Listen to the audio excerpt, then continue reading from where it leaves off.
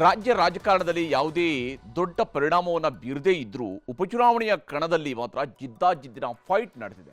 ಮೂರೂ ಕ್ಷೇತ್ರಗಳಲ್ಲಿ ಮತದಾನ ಶಾಂತಿಯುತವಾಗಿ ನಡೆದಿದ್ದು ಗೆಲುವಿನ ಲೆಕ್ಕಾಚಾರ ಈಗ ಶುರುವಾಗಿದೆ. ಕಾಂಗ್ರೆಸ್ ಸೋಲಿಸುವ ಮೂಲಕ ಸರ್ಕಾರಕ್ಕೆ ಮುಜುಗರ ಉಂಟು ಮಾಡೋದಕ್ಕೆ ಮೈತ್ರಿ ಪಡೆ ಶಕ್ತಿ ಮೀರಿ ಪ್ರಯತ್ನಿಸಿದೆ. ಕಾಂಚಾಣ ಕುಣಿಯುತ್ತಲಿತ್ತು ಕಾಲಿಗೆ ಬಿದ್ದವರ ತುಳಿಯುತ್ತಲಿತ್ತು ಕುರುಡು ಕಾಂಚಾಣ ಕುಣಿಯುತ್ತಲಿತ್ತು ಕಾಲಿಗೆ ಬಿದ್ದವರ ತುಳಿಯುತ್ತಲಿತ್ತು ಕುರುಡು ಕಾಂಚಾಣ ಕುರುಡು ಕಾಂಚಾಣ.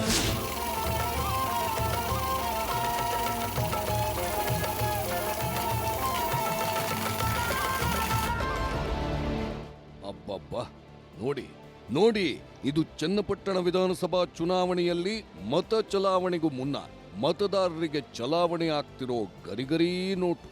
ಅಕ್ಕೂರು ಗ್ರಾಮದಲ್ಲಿ ರಾಜಾರೋಷವಾಗಿಯೇ ಹಣ ಹಂಚಿಕೆ ಮಾಡಿದ್ದು ನ್ಯೂಸ್ 18 ಕ್ಯಾಮೆರಾದಲ್ಲಿ ಸೆರೆಯಾಗಿದೆ.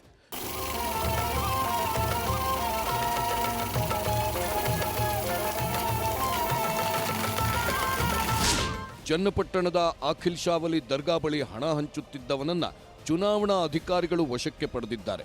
ಮೊಹಮ್ಮದ್ ಅಸ್ಲಂ ಬಳಿ 500 ಮುಖಬೆಲೆಯ 1,16,000 ಹಣ ಸೀಸ್ ಮಾಡಲಾಗಿದೆ.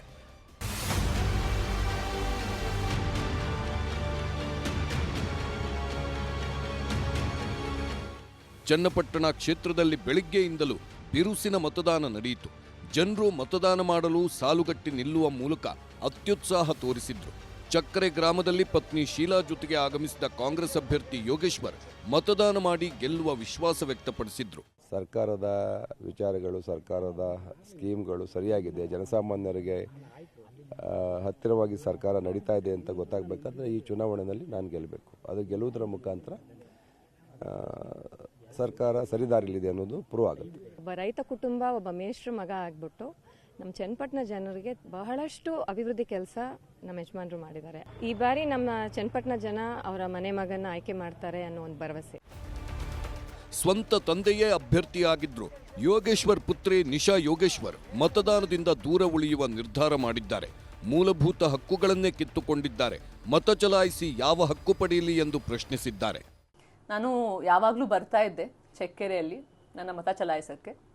ಆದರೆ ಇವತ್ತು ನನ್ನ ಮೂಲಭೂತ ಹಕ್ಕುಗಳನ್ನೇ ಇವರೆಲ್ಲ ಕಿತ್ಕೊಂಡಿರ್ಬೇಕಾದ್ರೆ ನಾನು ಮತ ಚಲಾಯಿಸಿ ಯಾವ ಹಕ್ಕನ್ನ ಪಡೀಲಿ? ಬೆಳಿಗ್ಗೆಯಿಂದಲೂ ಕ್ಷೇತ್ರದಾದ್ಯಂತ ಸುತ್ತಾಡಿದ ಜೆಡಿಎಸ್ ಅಭ್ಯರ್ಥಿ ನಿಖಿಲ್ ಕುಮಾರಸ್ವಾಮಿ ತಿಟ್ಟಮಾರನಹಳ್ಳಿ ಗ್ರಾಮಕ್ಕೆ ಭೇಟಿ ನೀಡಿದಾಗ ಭರ್ಜರಿ ರೆಸ್ಪಾನ್ಸ್ ಸಿಕ್ಕಿದೆ. ಕಾಲು ಮುರಿದುಕೊಂಡಿದ್ದ ಸರೋಜಮ್ಮ ಮತದಾನ ಮಾಡಲು ಬಂದಿದ್ದನ್ನ ಕಂಡು ಸಾಂತ್ವನ ಹೇಳಿದ್ದಾರೆ. ಆಗಲ್ತ ಸರ್, ಬೇರೆ ಬೇರೆ ನಮ್ಮ ಮೈದರ ಕೈಲಿ ಹಾಕಿಸ್ವ, ನಮ್ಮ ಮೈದ ಅವ್ರ ಕೈಲಿ ಹಾಕಿಸ್ವ ಅಂತ ಬಂದು ಆಗುದಿಲ್ಲ ಅಂತಾರ ಸರ್. ದೊಡ್ಡಮಳೂರು ಗ್ರಾಮದಲ್ಲಿ ಜೆಡಿಎಸ್ ಕಾಂಗ್ರೆಸ್ ಕಾರ್ಯಕರ್ತರು ಮಾತಿನ ಸಮರ ನಡೆಸಿದ್ದಾರೆ. ಕೂಡಲೇ ಮಧ್ಯಪ್ರವೇಶ ಮಾಡಿದ ಪೊಲೀಸರು ತಿಳಿಗೊಳಿಸಿದ್ದಾರೆ. ವಿಶೇಷ ಅಂದ್ರೆ ಮಂಗಳವಾರ ಪೇಟೆಯಲ್ಲಿ ಕಾಂಗ್ರೆಸ್ ಕಾರ್ಯಕರ್ತ ಬಳಿಗೆ ಹೋದ ನಿಖಿಲ್ ಕುಮಾರಸ್ವಾಮಿ ಕೈಕುಲುಕಿ ಮಾತನಾಡಿಸಿದ್ರು. ನಂತರ ಮಾಧ್ಯಮಗಳ ಜೊತೆಗೆ ಮಾತನಾಡಿ ಕ್ಷೇತ್ರದ ಅಭಿವೃದ್ಧಿಗೆ ನನ್ನದೇ ಆದ ಕನಸಿನ ಬಗ್ಗೆ ಜನರಿಗೆ ಹೇಳಿದ್ದೇನೆ, ಗೆಲ್ಲುವ ವಿಶ್ವಾಸವಿದೆ ಎಂದಿದ್ದಾರೆ. ನನಗಿದ್ದಂಥದ್ದು ಒಂದೇ, ನನ್ನ ಕಣ್ಮುಂದೆ ಸನ್ಮಾನ್ಯ ದೇವೇಗೌಡರು ಕುಮಾರಣ್ಣನ ಕೊಡುಗೆಗಳಿತ್ತು. ಜೊತೆಯಲ್ಲಿ ನಿಖಿಲ್ ಕುಮಾರಸ್ವಾಮಿಯ ಕನಸಿನ ಚನ್ನಪಟ್ಟಣ ಹೇಗಿರಬೇಕು, ನನ್ನ ಕನಸುಗಳೇನು, ಕಲ್ಪನೆಗಳೇನು ಅಂತಕ್ಕಂಥದ್ದು ಮಾತ್ರ ನಾನು ಚರ್ಚೆ ಮಾಡಿದೆ. ಮಿಕ್ಕಿದೆಲ್ಲ ಚನ್ನಪಟ್ಟಣ ತಾಲೂಕಿನ ಕ್ಷೇತ್ರದ ಮತದಾರರಿಗೆ ಬಿಡ್ತೇನೆ. ಚನ್ನಪಟ್ಟಣ ಅಕ್ಕೂರು ಬೂತ್ನಲ್ಲಿ ಮತಯಂತ್ರ ಕೆಲಕಾಲ ಕೈಕೊಟ್ಟಿತ್ತು. 1 ಗಂಟೆ ಕಾಲ ತಾಂತ್ರಿಕ ದೋಷದಿಂದ ಮತದಾರರು ಕಾದು ಕೂರುವಂತಾಯಿತು. ಬ್ರಹ್ಮಣೀಪುರ ಗ್ರಾಮದಲ್ಲೂ ಇವಿಎಂ ಕೈಕೊಡ್ತು. ಮೆಂಗಹಳ್ಳಿ ಗ್ರಾಮದ ಮತಗಟ್ಟೆ 216ರಲ್ಲಿ ತಾಂತ್ರಿಕ ದೋಷ ಎದುರಾಗಿತ್ತು. ಹೊಂಗನೂರು ಮತಕೇಂದ್ರದಲ್ಲೂ ತಾಂತ್ರಿಕ ದೋಷ ಎದುರಾಗಿತ್ತು. ಆ ವೇಳೆ ಸ್ಥಳಕ್ಕೆ ಭೇಟಿ ನೀಡಿದ ನಿಖಿಲ್ ಕುಮಾರಸ್ವಾಮಿ ಮತಪೆಟ್ಟಿಗೆ ಅದಲು ಬದಲು ಮಾಡಿದ್ದಾರೆ ಅನ್ನೋ ಆತಂಕ ವ್ಯಕ್ತಪಡಿಸಿದ್ರು. ಕ್ರಮ ಸಂಖ್ಯೆ ನಂಬರ್ 1 ಇರುವಂತ ಇವಿಎಂ ಮಿಷಿನ್ ಫಸ್ಟ್ ಬರುತ್ತೆ, 16ವರೆಗೂ ಕ್ರಮ ಸಂಖ್ಯೆ ನಂಬರ್ ಇದೆ. ಸೆಕೆಂಡು 17ಇಂದ ಶುರು ಆಗುತ್ತೆ. ಸೊ ದಟ್ಸ್ ಹಿಂಗೆ ಬಂದು ಹಿಂಗೆ ಬರುತ್ತೆ. ನಿಮಗೆ ಕ್ರಮ ಸಂಖ್ಯೆ ನಂಬರ್ ಫಸ್ಟ್ ಇಲ್ಲಿ ಬರುತ್ತೆ, 17 ಇಲ್ಲಿ ಬರುತ್ತೆ. ಬಟ್ ಏನಾಗಿ ಅದ್ಲ ಬದಲಿ ಆಗಿದೆ. ಇಲ್ಲಿ ಚಾಲೆಂಜ್ ವೋಟ್ ಅಂತ ಇರುತ್ತೆ, ಅದಕ್ಕೆ ಆಪ್ಷನ್ ಇದೆ. ಬಿಕಾಸ್ ನಾನು ಮಾತಾಡಿದೆ ಆಫೀಸರ್ ಹತ್ರ ಈಗ. ಸೊ ಆಪ್ಷನ್ ಹೇಳಿದ್ರು, ಅದು ಏನು ಅಂತ ಕುತ್ಕೊಂಡು ಚರ್ಚೆ ಮಾಡ್ಕೊಂಡು ಈ ಕೂಡಲೇ ಯಾವ್ದಾದ್ರು ಒಂದು ತೀರ್ಮಾನಕ್ಕೆ ಬರ್ತೀನಿ. ಈ ನಡುವೆ ನಿಖಿಲ್ ಕುಮಾರಸ್ವಾಮಿ ಗೆಲುವಿಗಾಗಿ ಮಂಡ್ಯ ಶಕ್ತಿ ದೇವತೆ ಕಾಳಿಕಾಂಬಾ ದೇವಸ್ಥಾನದಲ್ಲಿ ಬಿಜೆಪಿ ಕಾರ್ಯಕರ್ತರು ವಿಶೇಷ ಪೂಜೆ ಸಲ್ಲಿಸಿದ್ರು. ಶಿಗ್ಗಾವಿ ಕ್ಷೇತ್ರದಲ್ಲಿ ಬೆಳ್ಳಂಬೆಳಗ್ಗೆ ಜನರು ಮತಗಟ್ಟೆಗೆ ಆಗಮಿಸಿದ್ರು. ಮಗನ ಜೊತೆಗೆ ಆಗಮಿಸಿದ ಬಸವರಾಜ ಬೊಮ್ಮಾಯಿ ಸರತಿ ಸಾಲಿನಲ್ಲಿ ನಿಂತು ಹಕ್ಕು ಚಲಾವಣೆ ಮಾಡಿದ್ರು. ಭಂಡಾರದ ಶಾಲು ಹಾಕ್ಕೊಂಡು ಬಂದು ಮತದಾನ ಮಾಡಿದ್ರು. ಕಾಂಗ್ರೆಸ್ ಅಭ್ಯರ್ಥಿ ಯಾಸಿರ್ ಪಠಾಣ್ ಪಕ್ಷದ ಚಿಹ್ನೆ ಇಲ್ಲದ ಶಾಲು ಹಾಕ್ಕೊಂಡು ಬಂದು ಮತ ಚಲಾಯಿಸಿದ್ರು.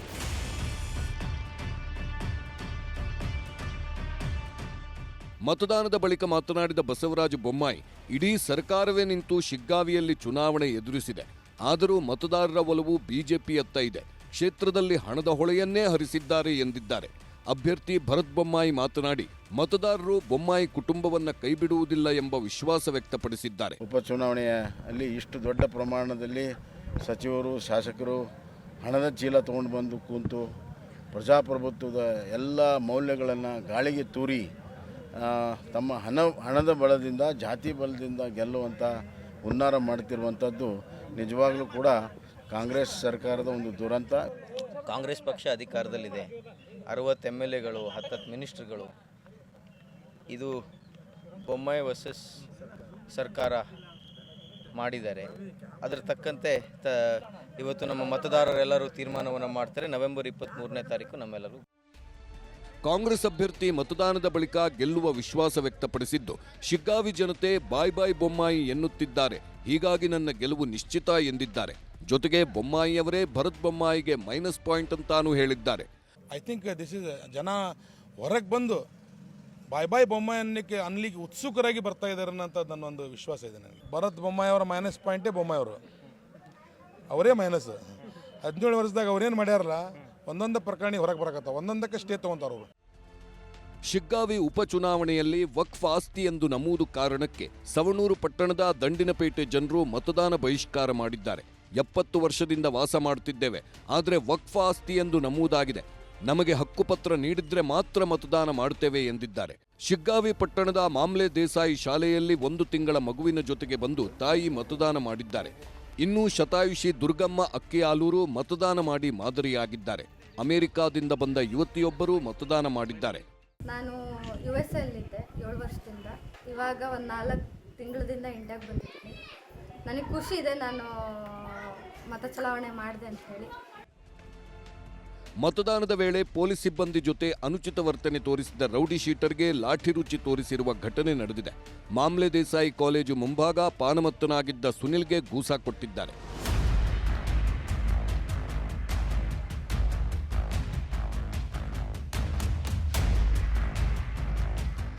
ಇನ್ನು ಸಂಡೂರು ಕ್ಷೇತ್ರದಲ್ಲಿ ಭರ್ಜರಿ ಮತದಾನವಾಗಿದೆ. ಜನರು ಬಿಸಿಲ ನಡುವೆಯೂ ಸಾಲುಗಟ್ಟಿ ಮತದಾನ ಮಾಡಿದ್ದಾರೆ. ಸಚಿವ ಸಂತೋಷ್ ಲಾಡ್ ತಾಯಿ ಶೈಲಜಾ ಲಾಡ್ ಮತದಾನ ಮಾಡಿದ್ದಾರೆ. ಈ ವೇಳೆ ಕಾಂಗ್ರೆಸ್ ಅಭ್ಯರ್ಥಿ ಅನ್ನಪೂರ್ಣ ಹಾಗೂ ಸಂಸದ ತುಕಾರಾಂ ಶೈಲಜಾ ಲಾಡ್ ಆಶೀರ್ವಾದ ಪಡೆದಿದ್ದಾರೆ.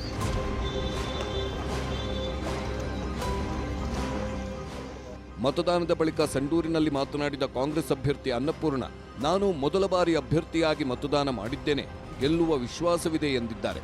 ಸಂಸದ ತುಕಾರಾಂ ಮಾತನಾಡಿ, ಕುಟುಂಬ ಸಮೇತ ಮತದಾನ ಮಾಡಿದ್ದು ಖುಷಿ ತಂದಿದೆ ಎಂದಿದ್ದಾರೆ. ಮುಂದಿನ ದಿನಗಳಲ್ಲಿ ನಾವೇನು ಯೋಜನೆಗಳನ್ನು ರೂಪಿಸಬೇಕು ತಾಲೂಕಿನ ಒಂದು ಅಭಿವೃದ್ಧಿಗೆ ಅಂತಕ್ಕಂಥದ್ದು ಇವತ್ತು ನನಗೆ ಮನವರಿಕೆ ಆಗಿದೆ. ಅದಕ್ಕಿನಲ್ಲಿ ನಾನು ಮುಂದಿನ ದಿನಗಳಲ್ಲಿ ಕೆಲಸ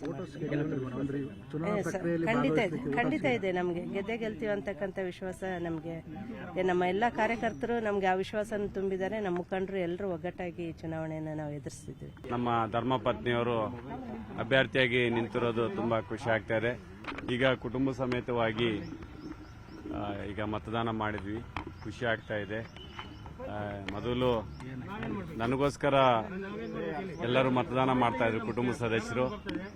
ಇವತ್ತು ನಮ್ಮ ಮಿಸಸ್ ಅವರು ತಮಗೋಸ್ಕರ ತಾವು ಅಭ್ಯರ್ಥಿಯಾಗಿ ಇವತ್ತು ಮತ ಚಲಾಯಿಸಿರೋದು ತುಂಬಾ ಸಂತೋಷ ಆಗ್ತದೆ. ಸಂಡೂರು ಕ್ಷೇತ್ರದಲ್ಲಿ ಮತಗಟ್ಟೆಗಳಿಗೆ ಭೇಟಿ ನೀಡಿದ ಬಿಜೆಪಿ ಅಭ್ಯರ್ಥಿ ಬಂಗಾರಿ ಹನುಮಂತು ಹಿರಿಯರ ಕಾಲಿಗೆರೆಗೆ ಆಶೀರ್ವಾದ ಪಡೆದರು. ಆ ಬಳಿಕ ಎಲ್ಲಾ ಮತದಾರರಿಗೂ ಕೈ ಮುಗಿದು ಅವಕಾಶ ಮಾಡಿಕೊಡಿ ಎಂದು ಮನವಿ ಮಾಡಿದ್ರು. ಈ ಬಾರಿ ಬದಲಾವಣೆ ಬಯಸಿದ್ದಾರೆ, ಗೆಲ್ತೇವೆ ಎಂದು ವಿಶ್ವಾಸ ವ್ಯಕ್ತಪಡಿಸಿದ್ರು. ಇವತ್ತು ನಮ್ಮ ಭಾರತೀಯ ಜನತಾ ಪಕ್ಷದ ಕಾರ್ಯಕರ್ತರು ಒಂದು ಉತ್ಸಾಹ, ಹುಮ್ಮಸ್ಸು ಮತ್ತು ನಮ್ಮ ಸಂಡೂರು ಕ್ಷೇತ್ರದ ಜನತೆಯಲ್ಲಿ ಬದಲಾವಣೆ ಮಾಡೋಕೆಂಬ ಒಂದು ಮನಸ್ಸಿದೆ. ಹಾಗಾಗಿ ಎಲ್ಲ ಒಂದು ಸಾರ್ವಜನಿಕರಿಂದ ಹಿಡಿದು ನಮ್ಮ ಕಾರ್ಯಕರ್ತರಿಂದ ಹಿಡಿದು ಈ ಸಲ ಕಾಂಗ್ರೆಸ್ನ ಸೋಲಿಸಿ ಸಂಡೂರು ಇತಿಹಾಸದಲ್ಲಿ ಒಂದು ಇತಿಹಾಸ ಸೃಷ್ಟಿ ಮಾಡ್ಬೇಕಂತಂದೇಳಿ ಒಂದು ಆಟ ತೊಟ್ಟಿದ್ದಾರೆ. ತೋರಣಗಲ್ನ ವಿವಿಧ ಮತಕೇಂದ್ರಗಳಿಗೆ ಎಸ್ಪಿ ಡಾಕ್ಟರ್ ಶೋಭಾರಾಣಿ ವಿಜೆ ಭೇಟಿ ನೀಡಿ ಪರಿಶೀಲನೆ ನಡೆಸಿದ್ರು. 100 ಮೀಟರ್ ವ್ಯಾಪ್ತಿಯಲ್ಲಿ ಸೇರಿದ್ದ ಜನರನ್ನ ಚದುರಿಸುವ ಕೆಲಸ ಮಾಡಿದ್ರು ಪೊಲೀಸರು. ಸಂಜೆ ವೇಳೆಗೆ ತೋರಣಗಲ್ ಮತಗಟ್ಟೆಯಲ್ಲಿ ಮತದಾರರು ತುಂಬಿ ತುಳುಕಿದ್ರು. ತೋರಣಗಲ್ನ ಜನತಾ ಕಾಲೋನಿಯಲ್ಲಿ 70 ವರ್ಷದ ಅಜ್ಜಿ ಶರಣಮ್ಮ ಮತದಾನ ಮಾಡಿದ್ರು. ನನಗೆ 30 ವರ್ಷ ಆದಾಗಲೇ ಕಣ್ಣುಗಳು ಹೋಗಿವೆ, ಆದರೂ ನಾನು ಮತಗಟ್ಟೆಗೆ ಬಂದು ಮತದಾನ ಮಾಡುತ್ತೇನೆ ಎಂಬ ಸ್ಫೂರ್ತಿದಾಯಕ ಮಾತುಗಳನ್ನು ಹೇಳಿದ್ರು. ಮೈಸೂರಿನಲ್ಲಿ ಮಾತನಾಡಿದ ಸಿಎಂ ಸಿದ್ದರಾಮಯ್ಯ 3 ಕ್ಷೇತ್ರಗಳಲ್ಲಿ 3ರಲ್ಲೂ ನಾವು ಗೆಲ್ಲುತ್ತೇವೆ ಎಂದಿದ್ದಾರೆ.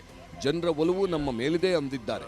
ಉಡುಪಿಯಲ್ಲಿ ಮಾತನಾಡಿರುವ ಮಾಜಿ ಸಚಿವ ವಿ ಸುನಿಲ್ ಕುಮಾರ್ 3 ಕ್ಷೇತ್ರಗಳಲ್ಲೂ ಎನ್ಡಿಎ ಗೆಲ್ಲಲಿದ್ದು ನವೆಂಬರ್ 23ರ ನಂತರ ಸಿದ್ದರಾಮಯ್ಯ ಅಧಿಕಾರ ಕಳೆದುಕೊಳ್ಳುತ್ತಾರೆ. ಹೊಸ ಮುಖ್ಯಮಂತ್ರಿ ಜೊತೆಗೆ ಬೆಳಗಾವಿ ಅಧಿವೇಶನ ನಡೆಯುತ್ತೆ ಅಂತ ಭವಿಷ್ಯ ನುಡಿದಿದ್ದಾರೆ. ನಾವು 3 ಗೆಲ್ತೀವಿ.